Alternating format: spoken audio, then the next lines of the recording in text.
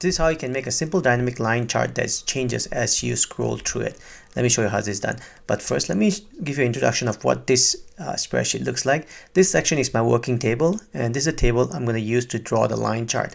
And this is a scroll index. So if you move your scroll bar, this number will be changing accordingly. And if I scroll down a bit more, this is where my raw data is.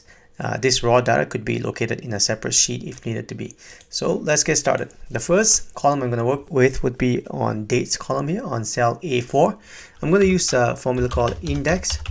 The first argument will be the column for the dates from my raw table here. And the second argument for the index would be the scroll index itself. I'm going to make it fixed by pressing F4 here, both column and row, and hit enter.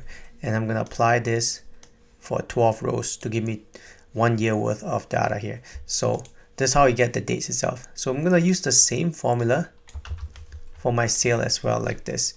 In fact, I can actually type it in, index, and the sales column like this.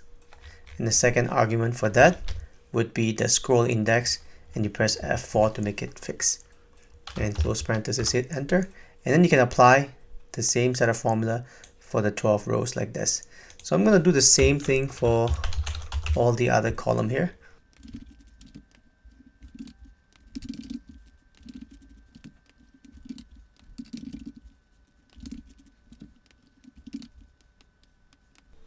So that is how I create the working table here. If you don't like this error message, you can highlight this and basically click on this warning message and say ignore error here.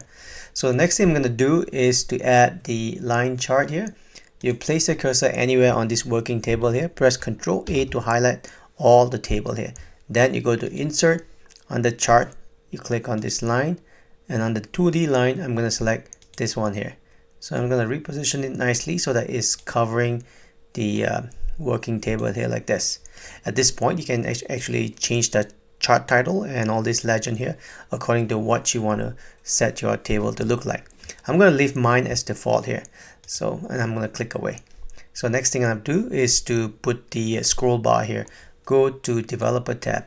If your developer tab is not available, right click on the ribbon here, customize ribbon, and then on this pop-up window here, make sure there's a check mark here. If there's no check mark, click on the check mark and click on OK, and that will give you a developer tab.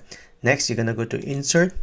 Under form control, there's this icon here you can actually add, scroll bar, click on it, and then after that go to your spreadsheet here, click and drag to add your scroll bar here.